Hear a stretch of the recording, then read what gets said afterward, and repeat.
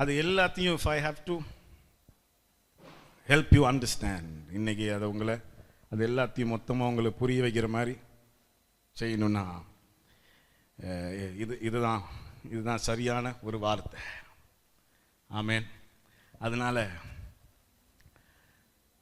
என்ன பண்ணுறீங்களோ தெரியல, இன்னைக்கு மட்டும் இதை நல்லா உள்ளுக்கு எடுத்துக்கணும். ஆமேன். நைட்டு சாப்பாடு பற்றியெல்லாம் பிறகு யோசிக்கலாம்.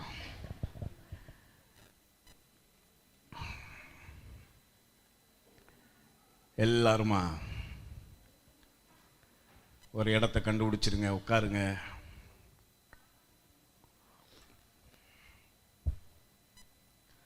ரோமர் 15வது அதிகாரத்தில்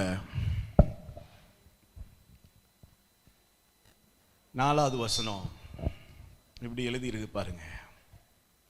ரோமர் 15வது அதிகாரத்தில் 4வது வசனம். தேவ வசனத்தினால் உண்டாகும் பொறுமையினாலும் ஆறுதலினாலும். கொஞ்சம் இருங்க. தேவ வசனத்தினால என்ன வருதான்? முதலாவது பொறுமை. இல்ல, தேவ வசனம் என்னத்தை நம்மள உண்டு பண்ணுது?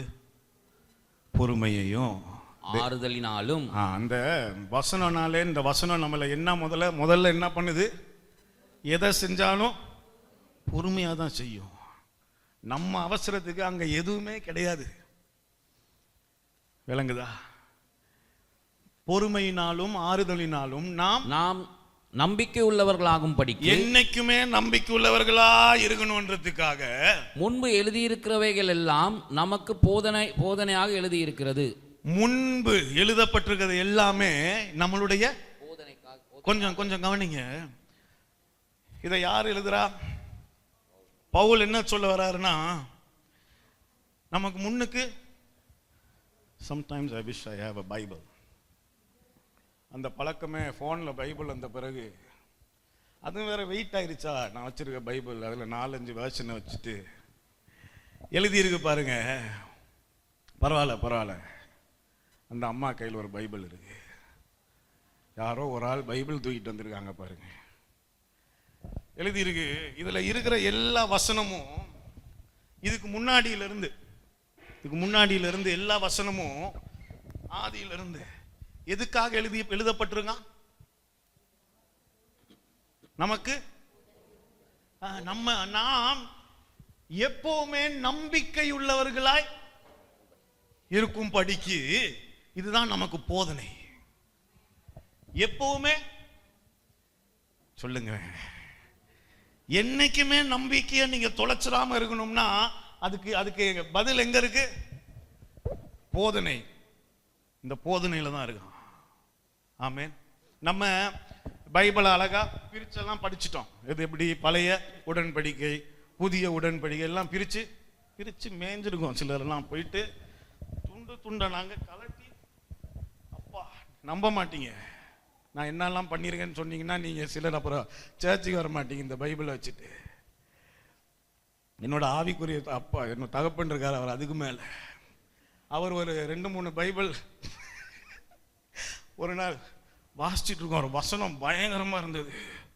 அப்படியே கிழிச்சு வாயில போட்டு முழுங்கிட்டார். I want that in me. நாங்க இந்த புத்தகத்தை நாங்க படுத்துற பாடு இருக்கு. அது ஏன் அப்படி நடந்துக்கிறோம்னா, எங்களுடைய எல்லாமே இதுல தான் இருக்கு. ஆமென்.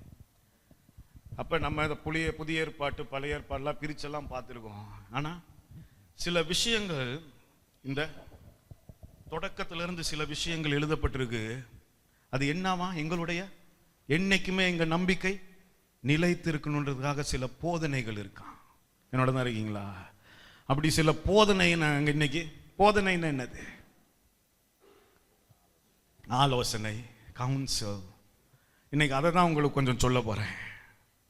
ஆமென். இன்னொரு வசனம் இருக்கு பாருங்க. எபிரேயர் 8வது அதிகாரத்தில் 12வது வசனத்தில் 12வது வசனம் என்ன சொல்லுது பாருங்க. எபிரேயர் 8:12.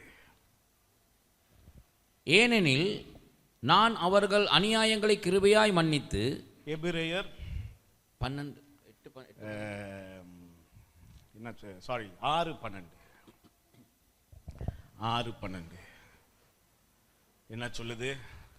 உங்களுக்கு நம்பிக்கையின் பூரண நிச்சயம் உண்டாகும்படி. கொஞ்சம் கவனிங்க. உங்களுக்கு நம்பிக்கையின் பூரண நிச்சயம் உண்டாகும்படி. பூரண நிச்சயம் உண்டாகும்படி நீங்கள் யாவரும் முடிவு பரியந்தம் அப்படியே ஜாக்கிரதையாய் காண்பிக்க வேண்டும் என்று ஆசையாய் இருக்கிறோம். அதுக்கு முதல் வசனம் என்ன சொல்லுது? நீங்கள் அசதியாயிராமல் வாக்குத்தத்தமான ஆசீர்வாதங்களை விசுவாசத்தினாலும் நீடிய பொறுமையினாலும் சுதந்திரித்துக் கொள்ளுகிறவர்களை பின்பற்றுகிறவர்களாய் இருந்து. கொஞ்சம் இருங்க அந்த வசனத்துல இருந்தா வரணும். அது அப்படியே கொஞ்சம் இங்கிலீஷ்ல காட்டுங்கம்மா.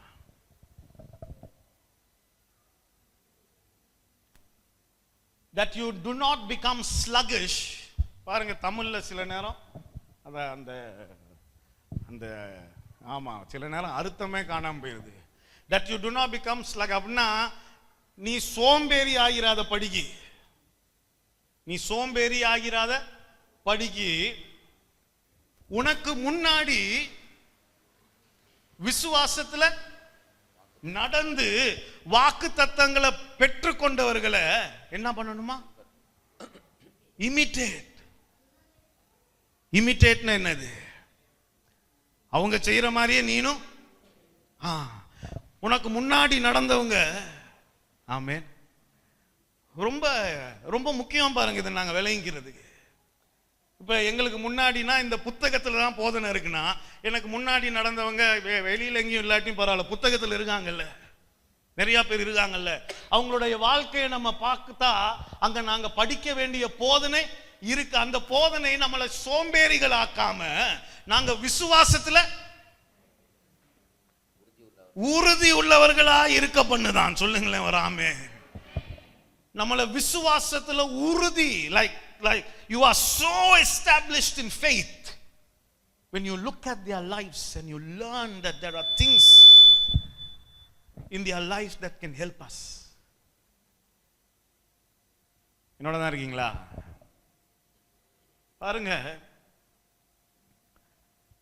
வேதத்துல எல்லாமே எழுதப்பட்டிருக்கு. பாருங்க, இயேசுவை பத்தி எழுதும் போது இயேசுனால என்ன உங்களுக்கு இயேசு அப்படின்னா அவர் எதுக்கு வந்தாரு, என்ன பண்ணாருன்னா உங்களுக்கு என்ன சொல்ல வரும்? உடனே வந்தாரு, பாவத்தை. அப்ப இவ்வளவுதான் இயேசுவோட கதைனா, எதுக்கு அவருடைய அந்த கணக்கெடுப்பெல்லாம் எழுதி வச்சிருக்காங்க? யோசிச்சிருக்கீங்களா? இயேசு பிறக்கிறதுக்கு முன்னாடி, பிறக்கிற நேரத்தில் அங்க என்ன நடந்துட்டு இருக்கான்? சென்சஸ் நடந்துட்டு இருக்கு, கணக்கெடுப்பு நடந்துட்டு. இதெல்லாம் எதுக்கு எழுதணும்? ஏன்னா நானும் நீங்களும் விளையணும். இயேசு அப்படி திடீர்னு வானத்துல இருந்து வலிக்கு விழுந்து வந்து தன்னுடைய வேலையை செஞ்சு முடிச்சுட்டு போகல. அவர் எப்படிப்பட்ட சூழ்நிலையில இந்த உலகத்துக்குள்ள வந்தாருன்னு நானும் நீங்களும் முதல்ல. அப்ப நானும் நீ we don't have an excuse then. இல்லாட்டி நாங்க பாட்டு எல்லாத்துக்கும் என்ன பிறந்த விதம் உங்களுக்கு விளங்குனா நான் இன்னைக்கு இருக்க இந்த நிலைமையை நீங்க தப்பா சொல்ல மாட்டீங்க. அவர் ஒரு மாட்டு கொட்டாயில ஹலோ, அதனாலதான் அங்க எழுதி வச்சிருக்கான். ஏன்னா நானும் நீங்களும் இல்லாட்டி எக்ஸ்கியூஸ் என்னது காரணம், ஏதாவது காரணம் சொல்லிட்டு போயிட்டு இருப்போம். 12 வயசுல அவர் போய் உட்கார்ந்து படிக்க தொடங்கினாருன்னு ஏன் எழுதி வச்சிருக்கு? அவர் தான் தேவனாச்சு. நானும் நீங்களும் காரணம் சொல்லாம உட்கார்ந்து என்னோட இருக்கீங்களா? இந்த வேதத்துல நம்ம எடுத்து பார்க்கும்போது அவ்வளவு விஷயங்கள் இருக்கு பாருங்க. நானும் நீங்களும் நல்ல உறுதியாத போதனைகளா அதை பார்க்க தொடங்கணும்னா எங்களுடைய விசுவாசம் என்னைக்குமே அஸ்திபாரமா நல்ல உறுதியா இருக்கும். ஆமென். பாருங்க, அதனாலதான் நாங்க என்ன படிச்சுட்டு இருக்கோம்? போன வாரத்துல முந்தின வாரம் நல்ல வேலை, அதாவது ஞாபகம் வச்சிருக்கீங்களே, விசுவாசத்தை பத்தி படிச்சுட்டு இருக்கோம் இல்லையா? இந்த விசுவாசம்ன்றத பத்தி நீங்க படிக்கிற நேரத்துல என்ன தெரியுமா தோணும்? என்ன தெரியுமா தோணும்?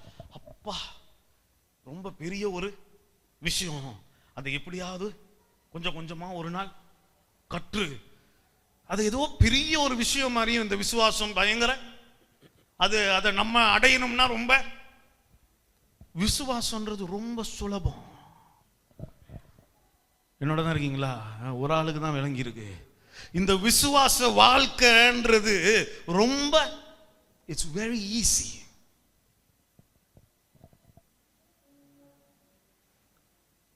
ஒரு சில விஷயங்களை மட்டும் நாங்க விளங்கிக்கிட்டோம்னா சரி, இந்த விசுவாச வாழ்க்கைன்றது ரொம்ப சுலபமாயிரும். அந்த ஒரு சில விஷயங்களை தான் இன்னைக்கு நான் உங்கள்கிட்ட சொல்ல போறேன். சரியா? நைட்டு 10 மணி ஆனாலும் உங்களை நான் விட போறதில்லை. இதை சொல்லி முடிச்சுட்டு தான் அனுப்புவேன். ஆமா, கேளுங்க. இந்த விசுவாச வாழ்க்கைன்றது ரொம்ப சுலபமாயிரும். அது உங்களுக்கு வேணுமா வேண்டாமா? எங்க எல்லாருக்கும் ஆசை என்ன? இது ரொம்ப வாழ்க்கை ரொம்ப, அதுக்கு இந்த சில விஷயங்களை நம்ம விளங்கிட்டாலே போதும். ஆமென். அப்ப இன்னைக்கு இதை விளங்கிறதுக்காக இந்த வேதத்துல எப்படி இயேசுவை பத்தி எல்லாம் எழுதியிருக்கோ, அதே மாதிரி இயேசுக்கு முன்னாடி மோசேவை பத்தி ஒண்ணு பாருங்க. நான் இன்னைக்கு இதை சொல்லி முடிச்சோன்னே அத்தனை பேருடைய வாழ்க்கையை எடுத்து கவனிச்சு பாருங்க, இதுதான் நடந்திருக்கும். வேதத்துல இருக்க அத்தனை பேர், வேதத்தோட என் வாழ்க்கையை கூட எடுத்து பார்த்தீங்கன்னா அதே மாதிரி தான் நடந்திருக்கும். அதை தான் நான் உங்களுக்கு சொல்ல போறேன். இதை நம்ம வாழ்க்கையில நம்ம சரியா செய்ய தொடங்கிட்டோம்னா, சரியா விளங்கிட்டோம்னா போதும். விசுவாச வாழ்க்கைன்றது ரொம்ப சுலபமாயிரும். ஆமென். பக்கத்தில் உங்களுக்கு பிடிக்காதவங்க இருந்தாலும் குத்தி கொஞ்சம் சொல்லுங்க, உங்க விசுவாச வாழ்க்கை ரொம்ப சுலபமாக போகுது. ஆமென். பாபு தலையாட்டுறாரு, அவங்க நான் பார்க்க மாட்டேன்னு இங்கிட்டு திரும்பிட்டு இருக்காங்க. என்னோட தான் இருக்கீங்களா? எக்ஸடஸ், யாத்ராகமம் 4வது அதிகாரத்தை எடுத்துருங்க. மோசேவுடைய கதை எத்தனை பேருக்கு தெரியும்? மோசேனுடைய கதை யாரு சொல்ல போறா கதைய? ஷர்மிளா எப்பவும் போல டப்புன்னு கீழே பார்த்துட்டாங்க. ஒரு குழந்தை அவன் பிறகுற நேரம் பாருங்க, அந்த எகிப்து தேசத்துல பார்வோன் ராஜா என்ன சொல்லிடுறான், எல்லா ஆண் குழந்தையும் கொண்டு போட்டுருன்றான். எல்லா ஆண் குழந்தையும் கொண்டு போட்டுருன்றான். அந்த நேரத்துல தான் இந்த மோசேன்ற ஒரு குழந்தை பிறகுறான். கொஞ்சம் நல்லா கவனிங்க, என்னோட தான் இருக்கீங்களா? அவன் பிறந்து அவனை ஒரு கூடையில போட்டு அப்படியே தண்ணியில, அங்க நைல் நதியா தான் இருக்கும்ல, மிதக்க விட்டுட்டாங்க. இது மிதந்து, இந்த குழந்தை அப்படியே மிதந்து எங்க வந்துருது? அந்த பார்வோனுடைய அரண்மனை இல்ல, பார்வோனுடைய. எத்தனை பேர் மோசஸ் கதை தெரியும்னு சொன்னீங்க? இப்ப கையெல்லாம் தூக்கி காட்டினீங்களே.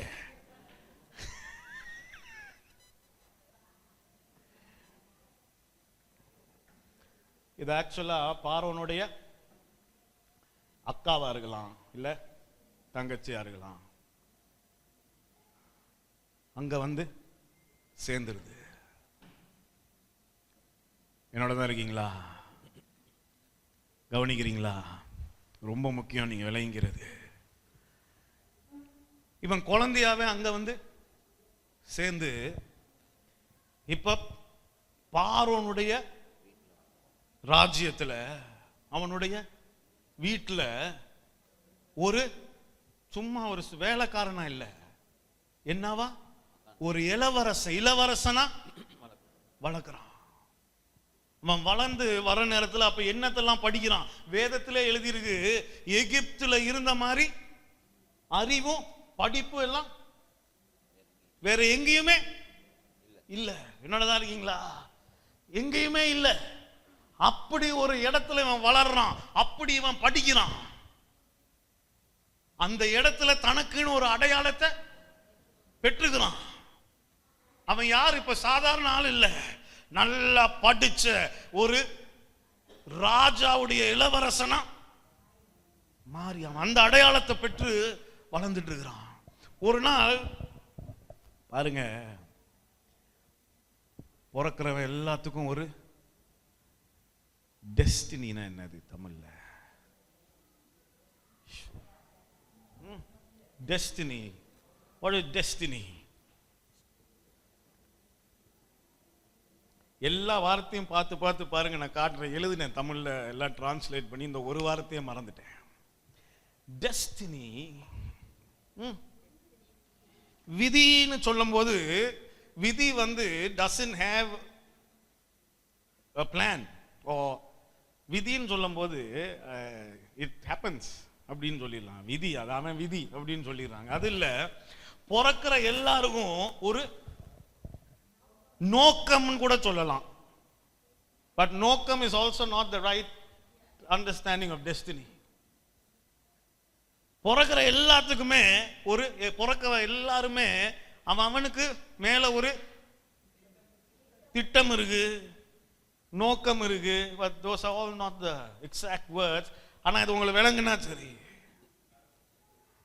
அதனாலதான் அன்னைக்கு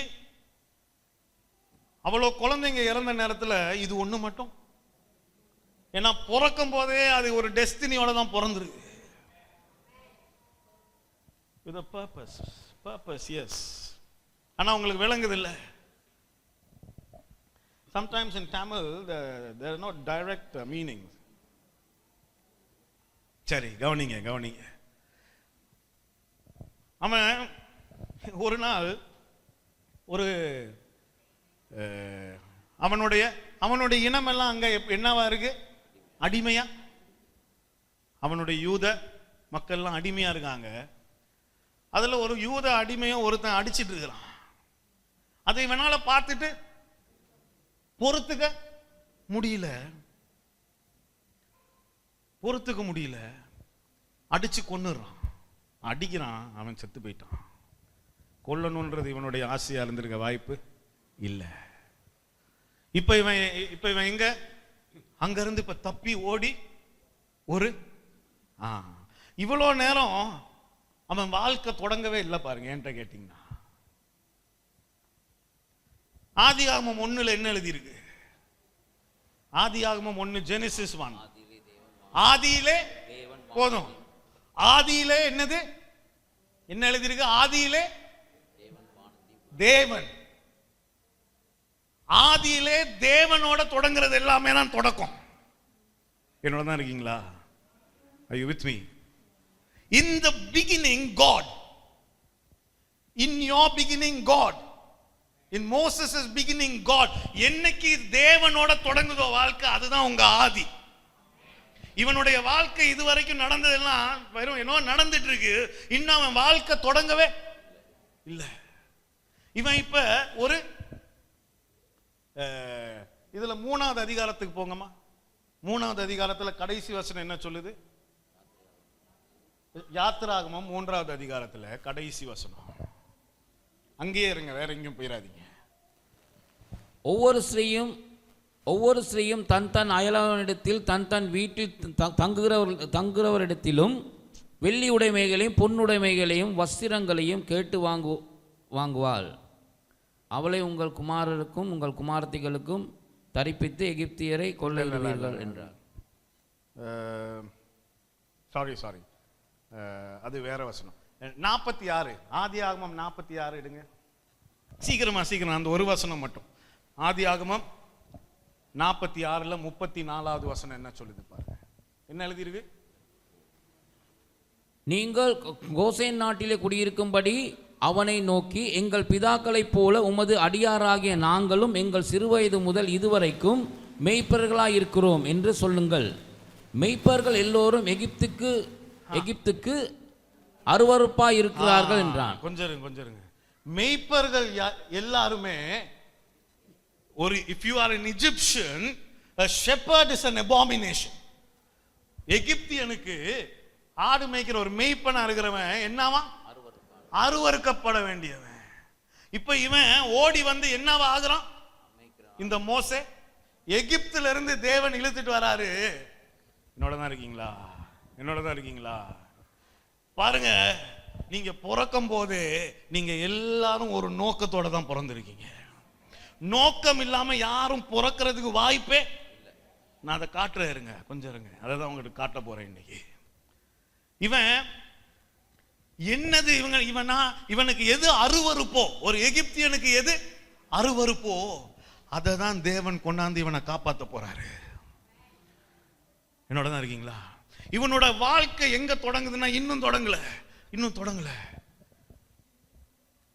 ஆதியிலே தேவன். இன்னைக்கு மறந்துட மாட்டீங்களே, என்னோட தான் இருக்கீங்களே. ஆதியிலே தேவ். ஒரு நாள் இந்த தேவனை இவன் முகமுகமான அவன் தந்தி வெறும் நெருப்பத்தான் பார்த்தான். ஆனா இந்த தேவனை சந்திக்கிற ஒரு வாய்ப்பு அவனுக்கு கிடைக்குது. இன்னைக்கு இந்த நேரத்துல இப்போ நீங்க விளங்கிக்கிட்டீங்கன்னா நீங்க தேவனை சந்திச்சிட்டு இருக்கிற நேரம் இது. அதை நம்ம நைட்டு சாப்பாடை பத்தி யோசிச்சு வீணாக்கிடலாம். இல்ல விளங்குதா? தேவனை சந்திக்கிற வாய்ப்பு வந்துட்டு அந்த வாய்ப்பை ஆசையா தேடுறவன் கட்டாயம் சந்திப்பான். அந்த வாய்ப்பை விட்டு விடக்கூடாதுன்னு நினைக்கிறவன் கட்டாயமா தேவனை சந்திப்பான். இவனுடைய வாழ்க்கையை எங்க தொடங்குது? இங்கதான் தொடங்குது. தேவனை சந்திக்கிறான் பாருங்க. தேவனை சந்திக்கும் போது அதை வாசிட்டு இருக்கும் போது தான் விளங்குச்சு. எகிப்துல இருந்து ஒருத்தனை கொண்டு வந்து, அவன் யாரு? இளவரசன். உலகத்திலே அப்பதான் எகிப்து தான். அப்போ அவன் கடவுள், அவன் தானே தன்னை கடவுள் மாதிரி நினைச்சுக்கிறவனை கொண்டு வந்து தேவனை எப்படி தேவனை சந்திக்கிறதுனா, அவனுக்கு எது அருவருப்போ அதவாவே அவனை முதல்ல மாற்றி, உண்மையான தேவன் யாருன்னு விளங்கிக்கணும்னா முதல்ல பழசெல்லாம் சாகணும் பாருங்க. என்னோட தான் இருக்கீங்களா? இன்னைக்கு விளங்கிக்குங்க இதை நல்லா. எங்களுடைய பழசெல்லாம் சாகிற வரைக்கும் தேவன் எனக்காக வைத்திருக்க புதிய அடையாளத்தை நான் பெற்றுக்கொள்ளவே முடியாது. என்னுடைய பழச நான் புடிச்சு வச்சுக்கிட்டு, எங்க எல்லாருக்கும் மோசேக்கு மாதிரி, மோசே நம்ம அவனுடைய கதையை வாசிக்கும் போது அவனுடைய ஆதி, அவனுடைய தொடக்கம் வந்து தேவனோட தொடங்கல பாருங்க. அதே மாதிரிதான் நம்ம எல்லாருக்கும் இந்த பிகினிங், அவர் பிகினிங் கூட என்ன சொல்லலாம், குடும்பத்தினுடைய கட்டாயம், எங்களுடைய படிப்பு, என்னுடைய ஆசை இப்படியா இருக்கலாம் எங்களுடைய. ஆனா என்னைக்கு தேவனை நாங்க, என்னோட தான் இருக்கீங்களா, என்னைக்கு தேவனை இல்லாட்டி சந்திக்கிறோமோ, இல்லாட்டி அவருடைய வெளிப்பாடை சந்திக்கிறோமோ, அன்னைக்குதான் வாழ்க்கை தொடங்குது. ஆமென். நான் உங்ககிட்ட முதல்ல சொல்ற விஷயம், உங்களுடைய விசுவாசம் சுலபமாகணுமா, தேவனை தேடுங்க. ஒவ்வொரு நாளும் தேவனை ஒவ்வொரு நாள் தேடுங்கன்னா அவர் எங்கேயோ ஒளிஞ்சிட்டு இருக்காரு போய் கண்டுபிடிக்கணும் இல்ல. கிட்டத்தட்ட அப்படிதான். அவர் இங்கதான் இருக்கிறாரு, ஆனா அவரை பத்தி இன்னும் முழுசா எனக்கு தெரியாது. அதனால நான் இன்னும் தேடி தேடி தேடி அவரை தெரிஞ்சுக்கணும்னு ஆசைப்படுறேன். முதலாவது நீங்க செய்ய வேண்டிய, தேவனை தேடுங்க. தேவனை தேடுறதுக்காக நாங்க என்ன பண்றோம்னு நான் கேட்டேன்னா ஒரு சிலருக்கு பதிலே இல்லை பாருங்க இப்பெல்லாம். ஹலோ, ஆமா, ஒரு 5 நிமிஷம் நான் அந்த ஒரு பஸ்ஸில் வரும்போது 5 நிமிஷம் நேரம் கிடைச்சி பாஸ்டர், அந்த நேரத்தில் பயங்கரமா ஜெபிச்சேன். 5 நிமிஷத்துல பஸ்ஸில் என்னத்தை பயங்கரமா ஜெபிச்சிருக்க முடியும்? முதலாவது தேவனை, ஒவ்வொரு முறையும் நீங்க தேவனை தேடி அவரை கண்டடைகிற நேரத்தில், 3வது அதிகாரம் 6வது வசனம் என்ன சொல்லுது பாருங்க. எங்க இருந்தோம்? எக்ஸடஸ் சாப்டர் 4 3:6 என்ன சொல்லுது பாருங்க. 3:6 என்ன எழுதிருக்கு? இன்னும் அவர், நான் ஆபிரகாமின் தேவனும் ஈசாக்கின் தேவனும் யாக்கோபின் தேவனும் ஆகிய உன் பிதாக்களின் தேவனாய் இருக்கிறேன் என்றார். இங்கிலீஷ்ல காட்டுங்க. இதுல தொடங்கும் போது he said, I am the God of your father. அவன் தேவனை முறையா தேவனை சந்திக்கும் போதுதான் அவன் யாருன்னே அவனுக்கு விளங்க தொடங்குது. ஹலோ, என்னோட தான் இருக்கீங்களா? அன்னைக்கு வரைக்கும் அவன் தன்னை யாருன்னு நினைச்சிட்டு இருந்தானோ, இல்ல அவனுடைய பிதா யாருன்னு அவன் நினைச்சிட்டு இருந்தானோ தெரியல. அன்னைக்கு என்னைக்கு தேவனை சந்திக்கிறானோ அன்னைக்குதான் அவன் யாருன்னே அவனுக்கு விளங்க தொடங்குது. நீங்க தேவனை சந்திக்கிற வரைக்கும் இல்லாட்டி இன்னொரு விதமா சொல்லட்டுமா, நீங்க எப்ப தேவனை சந்திக்க பழகுறீங்களோ நீங்க தேவனை மட்டும் சந்திக்க மாட்டீங்க, அப்பதான் நீங்க உங்களையும் சந்திக்க தொடங்குவீங்க. விளங்குதா உங்களுக்கு நான் பேசுறது? அன்னைக்குதான் அவனுக்கு விளங்குது, என்னுடைய பிதாவே வேறையா,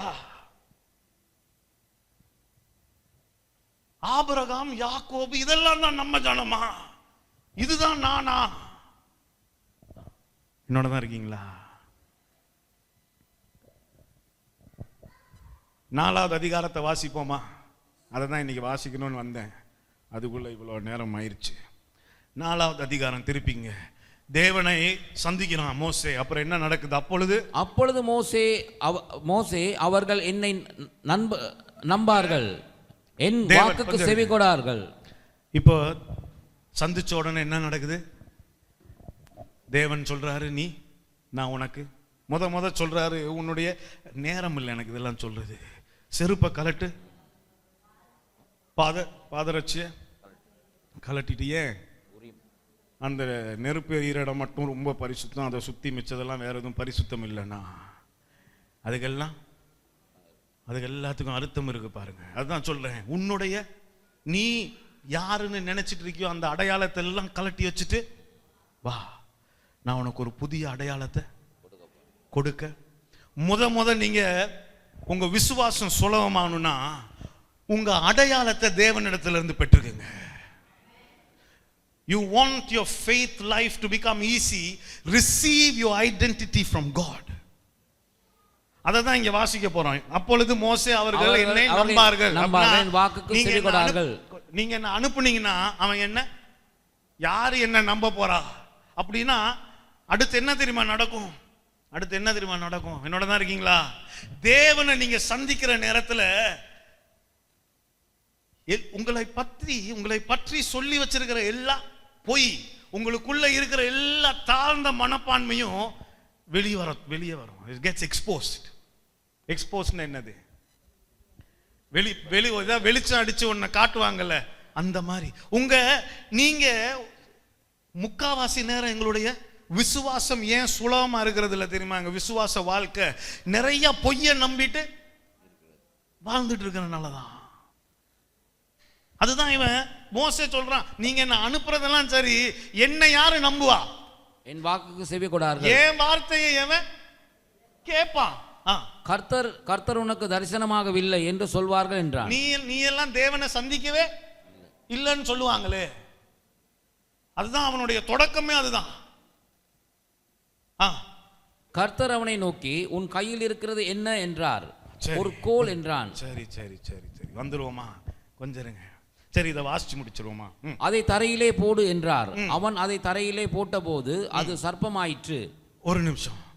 அப்ப தேவன் சொல்றாரு, உன் கையில இருக்கிறது ஒரு கோல் இருக்கு, அந்த கோலை கீழே போடு, அது சர்ப்பமாகும். அப்புறம் தேவன் சொல்றாரு, உன் கைய உன்னுடைய சட்டைக்குள்ள போட்டு கையை வெளியே கொண்டாராம். கையெல்லாம் குஷ்டரோகம் மாதிரி இருக்கு. திரும்ப உள்ளுக்கு போட்டு எழுதுறான், சரியாயிருச்சு. என்னோட தான் இருக்கீங்களா? நீங்க என்னைக்கு தேவனை தேடி ஒவ்வொரு முறையும் தேவனை கண்டுபிடிக்கிற நேரத்துல அவர் புதிய வழியை உங்களுக்கு காண்பிக்கிறாரு பாருங்க. உங்களுக்கு விளங்கல? அதை நான் இன்னும் கொஞ்சம் சொல்றேன். நாங்க எல்லாருமே வாழ்க்கையில சில we are all patterns and cycles. அப்படின்னா எங்களுடைய வாழ்க்கையை, உங்க வாழ்க்கையை கொஞ்சம் எடுத்து பாருங்க. எல்லாம் ஒரே மாதிரி ஒரு வட்டத்துல போயிட்டு we are all stuck in certain patterns and cycles. எல்லாருமே ஏதோ ஒரு பேட்டர்ன்ல ஏதோ ஒரு சைக்கிள்ல போயிட்டு கட்டாயம் இந்த ஒவ்வொரு வருஷமும் அந்த ஒரு ஆளோட ஒரு பிரச்சனை இருந்தே இருக்கும். ஹலோ, கட்டாயம் அந்த ஒரு ஆள் கூட ஒவ்வொரு வருஷமும் அந்த ஒரு பிரச்சனை இருந்துட்டே, கட்டாயம் ஒவ்வொரு வருஷமும் ஒரு தடவை இல்ல 2 தடவை ஒண்ணு நான் எதிர்பாராத ஒண்ணு அந்த எது தேவையில்லை அது நடந்தே ஆகும். அதையும் நாங்க பார்த்துக்கிட்டு அப்படியே வாழ்ந்துட்டு போயிட்டே இருப்போம். ஏன் தெரியுமா? கர்த்தரை நான் சந்திக்க தொடங்கினோன்னு அவர் எனக்கு என்னத்தை கொடுக்கிறாரு? இன்னொரு புதிய வழியை திறந்து கொடுக்கிறாராம் ஒவ்வொரு முறையும். அந்த புதிய வழியை நான் பார்த்து இதுதான் என்னோடது எடுத்துக்காம நான் அந்த பழசுலயே எல்லாத்தையும் ஓட்டிட்டு இருக்க பாக்குறதுனாலதான் நான் அந்த ஒரு வட்டத்துக்குள்ளேயே சுத்திக்கிட்டு இருக்கிறேன். இன்னும் என்னோட தான் இருக்கீங்களா? உங்க விசுவாசம் சுலபமாகணும்னா இந்த வட்டத்துக்குள்ள சுத்துறது நீங்க you have to break your patterns and your cycles. அதை எப்படி பண்ண போறோம்? தேவனை தேடுங்க. அவரை தேடுற நேரத்துல அவருடைய வெளிப்பாடை நீங்க ஒவ்வொரு முறையும் பெற்றுக்கிற நேரத்துல ஆட்டோமேட்டிக்கா இப்ப அங்க மோசே ஏதாவது பெருசா பண்ண வேண்டி இருந்துச்சா? இல்ல, ஏதோ மாறிடுச்சு. தேவன் சொல்றாரு, நீ என்ன சந்திச்சோனே எல்லாம் மாறிடுச்சு. எப்படி மாறி இருக்குன்னு தெரியணுமா? அதை கீழே போட்டு பாரு. இதுவரை நீ கோலை எதுக்கு யூஸ் பண்ணிருப்ப?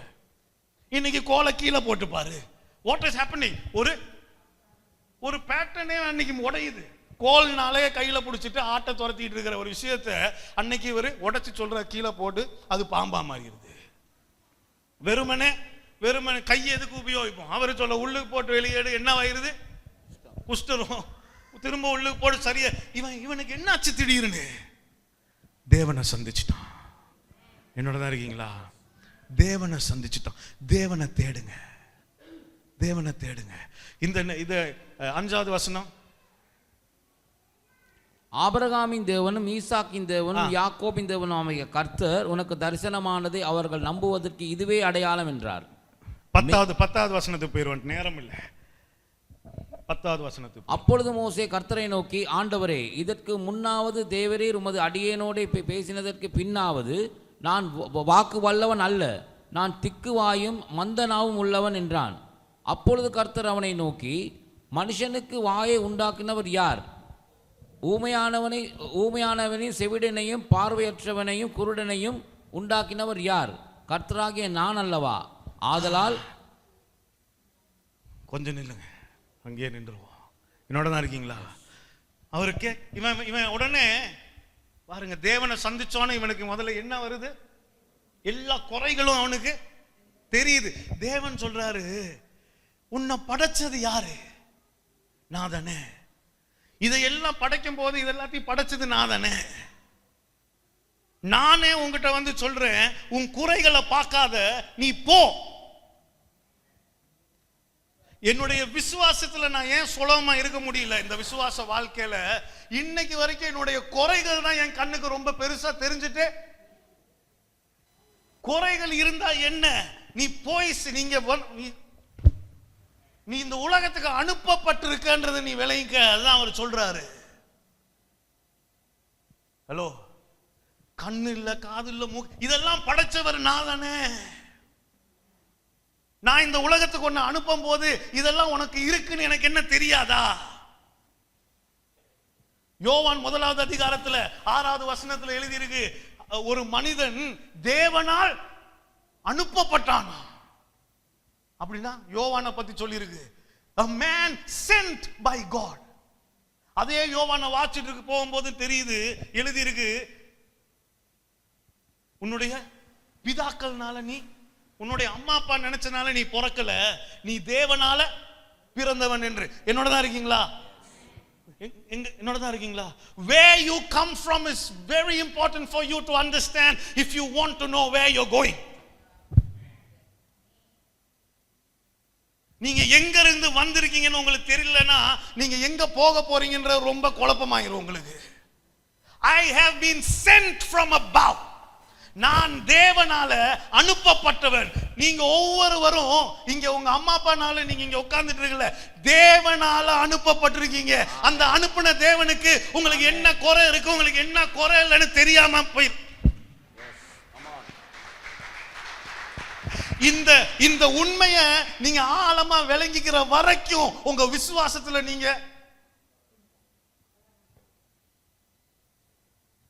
தேவனால அனுப்பப்பட்டவன் நான். அந்த அனுப்புனவருக்கு நல்லாவே தெரியும் என்னத்தை நான் இங்க அனுப்பி வச்சிருக்கேன்னு.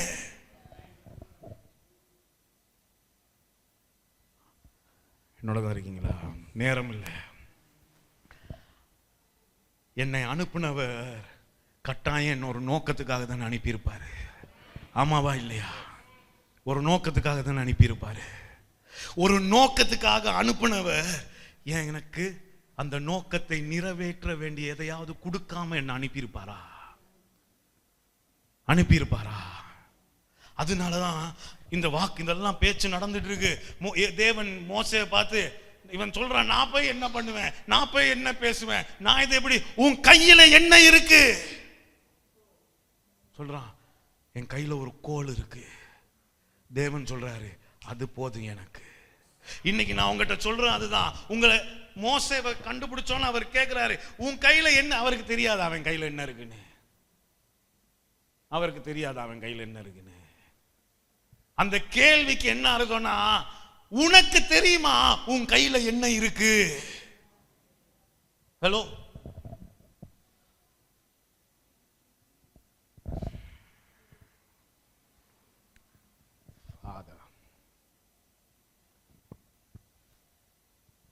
முதலாவது உண்மை என்னது? நான் உங்ககிட்ட சொன்னேன், முதலாவது என்ன பண்ணணும்? தேவனை தேடுங்க. தேவனை தேடுற நேரத்தில் நீங்க உங்களையும் கண்டுபிடிச்சுப்பீங்க. ரெண்டாவது, நீங்க உங்களை கண்டுபிடிச்சுப்பீங்க. மூன்றாவது, உங்களை நீங்க இங்க சும்மா தற்செயல வந்து இருக்கல.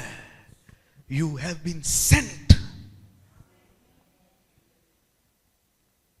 முக்காவாசி உலகம் அப்படியே வாழ்ந்து பிறந்து ஓடிக்கிட்டே இருக்கு இந்த ஒரு உண்மையை விளங்காம. இதை யாரெல்லாம் விளங்கிட்டானோ அவன் அவனுடைய நோக்கத்தை நிறைவேற்றி போயிட்டே இருக்கான். கடவுளை தான் தெரிஞ்சுக்கணும்னு இல்லை உங்க நோக்கத்தை நிறைவேற. உங்க நோக்கம் என்னன்னு தெரிஞ்சுக்கிட்டீங்கன்னா போதும். அதை சுலபமாக்குறதுக்கு தான் தேவன் தன்னுடைய வார்த்தையை அனுப்பி உங்க நோக்கத்தை நீங்க ரொம்ப சுலபமா விளங்க உதவி பண்றாரு.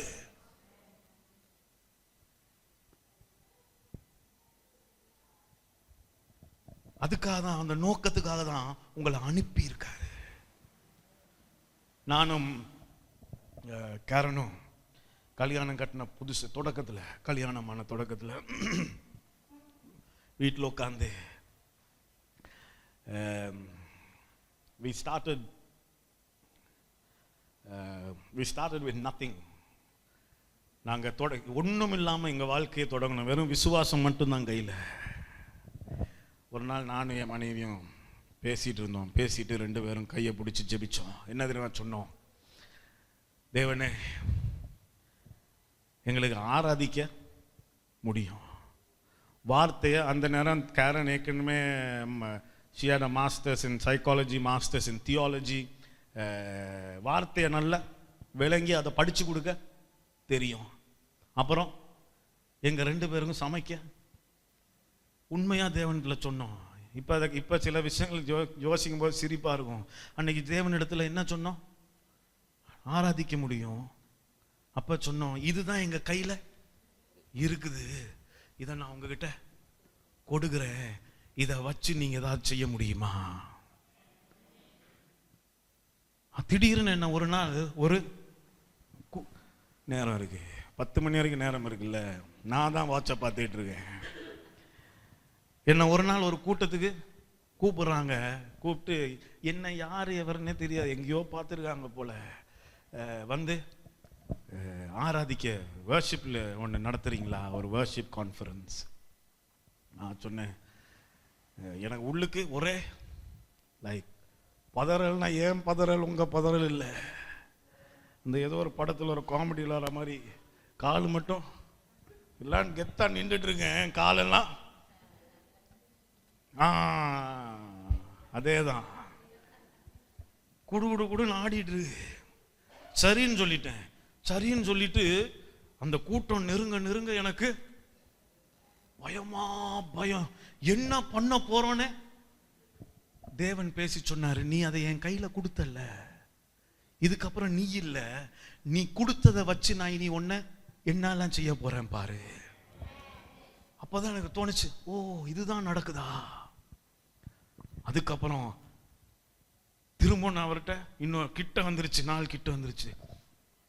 போட்டு எனக்கு பயத்துல, இப்ப ஜபிக்கிறது வேற, இப்ப நீங்களும் நிறைய பேர் பயத்துல உட்காந்து ஜெபிச்சுட்டு இருப்பீங்களே, அந்த மாதிரி தான் நானும் ஜெபிச்சுட்டு இருந்தேன் அந்த காலத்துல. பயத்துல உட்காந்து வேற என்ன செய்ய, தேவனே என்ன காப்பாத்துங்க, நான் முன்னுக்கு போய் பாட்டு பாடுறேன், நின்று கேவலப்பட்டு வரப்போறேன்.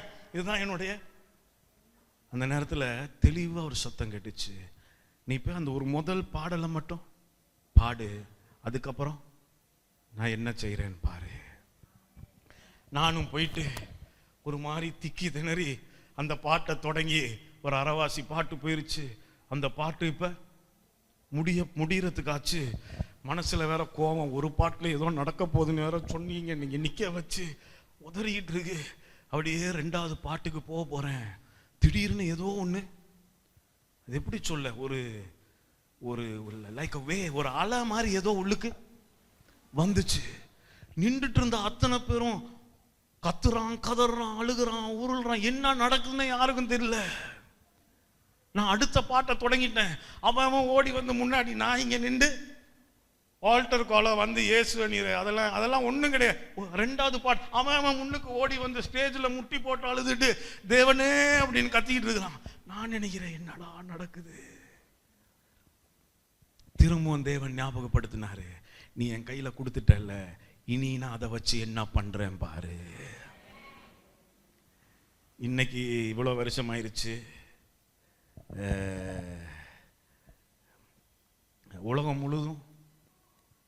உலகம் முழுதுல இருந்தும் உங்க ஆராதனையை கேட்டோம்.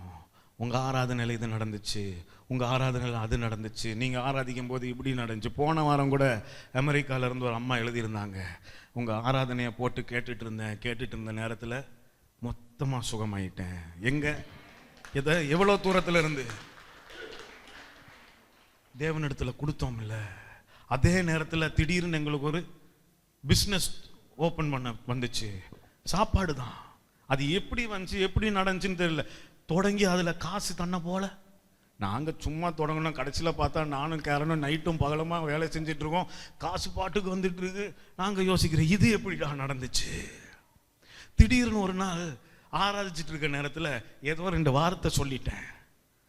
அடுத்த நாள் ஒரு பாஸ்டர் கூப்பிட்டாரு, நீங்க சொன்ன வார்த்தை என்ன வாழ்க்கையே மாத்திருச்சு, எங்க சர்ச்சில் வந்து பிரசங்கம் பண்ணுங்களேன், இதை படிச்சு கொடுங்க. நான் படிச்சு கொடுக்கிறதா? முதலாவது ஸ்கூலுக்கே ஒருபடியா, காலேஜே நான் காலேஜ் முடிக்கும் போது என்ன மாதிரி தயவு செய்து இருந்துடாதீங்க. 22 அரியர் எனக்கு. அதான் சொன்ன, சில விஷயங்கள்லாம் யோசிக்கும் போது சிரிப்பா இருக்கும். காலேஜ் முடிச்சுட்டு வெளியே வந்தேன், 22 அரியர். இன்னைக்கு 2 டாக்டரேட் வச்சிருக்கேன் கையில்.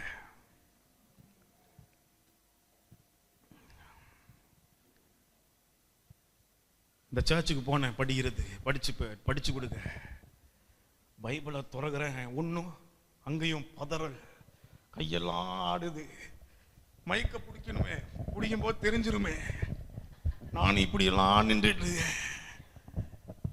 அன்னைக்கும் தேவன் ஞாபகப்படுத்தினாரு, நீ என் கையில கொடுத்தல்ல, அதை வச்சு நான் என்ன பண்றேன் பாரு.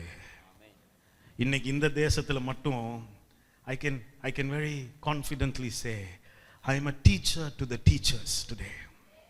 இந்த தேசத்துல படிச்சு கொடுக்கிற போதகர்களுக்கெல்லாம் நான் இன்னைக்கு படிச்சு கொடுத்து, அவங்க என்னத்தை அவங்க சபையில படிச்சு கொடுக்கணுன்றத நான் தான் இன்னைக்கு திருப்பி மாத்திட்டு இருக்கிறேன்.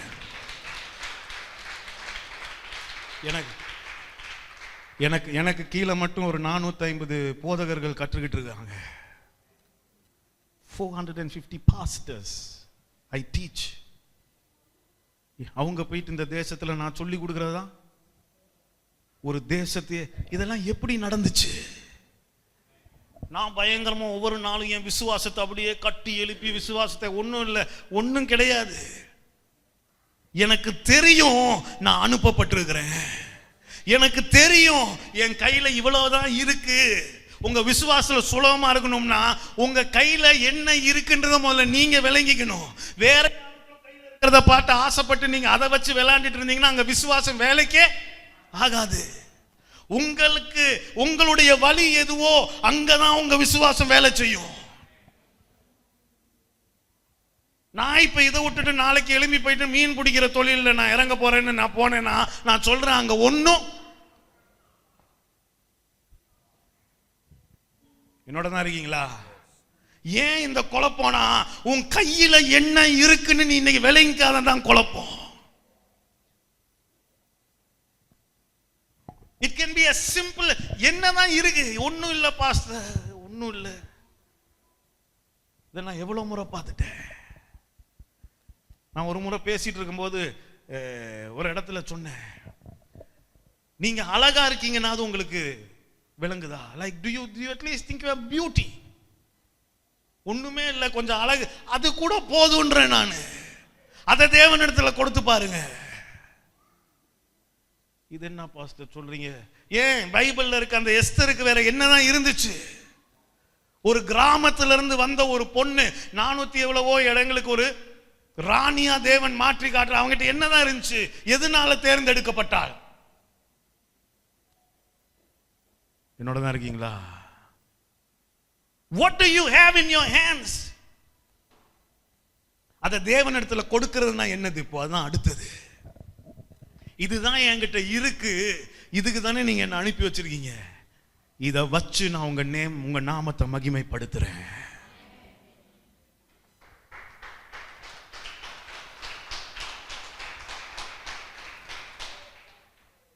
இத வச்சு நான் உங்க நாமத்தை மகிமைப்படுத்துறேன். இதை நான் செஞ்சு வர சம்பாத்தியத்தில் உங்க ராஜ்யத்தை நான் கட்டுறேன். அவ்வளவுதான். அவர் அதை எடுத்து, இப்ப நான் பேசினது ஞாபகம் இருக்கா? ரொம்ப சில வாரங்களுக்கு முன்னாடி சொன்னேன், அந்த தேவன் சொன்ன அந்த parable, உவமை என்ன சொல்றாரு? அந்த 3 பேருக்கு 5 தாலந்து 2 தாலந்து 1 தாலந்து கொடுத்து என்னத்தை எதிர்பார்த்தாலும் அவன் பெருக்கணும்னு. அதுதான் சொல்றேன், உன் கையில என்ன இருக்கு அதை நீ தெரிஞ்சு அதை பெருக்கணும்னு நீ ஆசைப்பட்டாலே போதும். அந்த விசுவாசம்லாம் நீ பெருசா உனக்கு தன்னை போல விசுவாசத்துல நீ நடக்க தொடங்கிடுவ. Faith life is supposed to be very easy, but அதுக்கு நீ முதல்ல தெரிஞ்சுக்கணும், நீ அனுப்பப்பட்டிருக்க, உன மேல ஒரு நோக்கம் இருக்கு, உன் கையில அந்த நோக்கத்தை நிறைவேற்றுறதுக்கு அவர் ஏதோ கொடுத்திருக்கிறாரு. உன்னுடைய குறைகளை உன்னோட அவருக்கு நல்லாவே தெரியும்.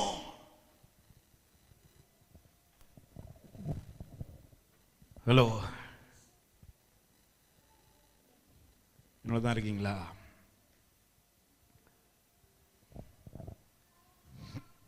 நேரம் ஆயிட்டு. தேவனை தேடுங்க. அதுக்கு முன்னாடி இந்த போன் எடுத்து கொஞ்சம் பேசிடுங்க. தேவனை தேடுங்க. தேவனை தேடுற நேரத்தில் உங்களை நீங்க அறிந்து கொள்ளுங்க. நீங்க யாருன்றதை அறிஞ்சு கொள்ளுங்க. You are the son of a most high God. அதுதான் தேவன் தெளிவா சொல்றாரு. நீ என்னுடைய குமாரன். உனக்கு ஒரு புதிய அடையாளத்தை நான் கொடுக்கிறேன். ஒவ்வொரு முறையும் நீ என்ன தேடும் போது உனக்கு புதிய வழியை நான் காட்டுறேன். Break your patterns, break your cycles, find new life, find new ways. புதிய வழிகளை தெரிஞ்சுக்க, புதிய ஜீவனை பெற்றுக்க. என்னை தேடு. நீ என்ன தேடுற நேரத்தில் உன்னுடைய பொய்யெல்லாம் வெளிச்சத்துக்கு வரும். அந்த பொய் எல்லாத்தையும் தூக்கி வீசிட்டு நான் சொல்றத நீ, என்னுடைய அடையாளத்தை நீ பெற்றுக்க. இந்த உலகம் அவனுக்கு சொல்லி வச்சிருந்தது, நீ பெரிய படிப்பாளி, நீ ஒரு இளவரசன், அவர் சொல்ல அதை வச்சு நீ உன்னுடைய டெஸ்டினியை அடைய முடியாது. நான் ஒரு அடையாளம் வச்சிருக்கேன், அந்த அடையாளத்தை நீ எடுத்துக்க. நீ போய் செஞ்சு முடிக்க வேண்டியதை சர்வ சாதாரணமா செஞ்சு முடிச்சிடலாம். அடுத்து அவர் கேட்கறதெல்லாம், உன் கையில என்ன வச்சிருக்க, அதை என்கிட்ட கொண்டாந்து கொடுத்து, give it to me. What do you have in your hands? என்ன இருக்கு உங்ககிட்ட? ஆமென். எனக்கு இந்த ஒரு தொழில் தெரியும். நான் முத ஸ்டீஃபனை பார்க்கும்போது இந்த கேள்வி தான் நான் கேட்டேன் உங்ககிட்ட. என்ன கேட்டேன்? உங்களால என்னதான் பண்ண முடியும்?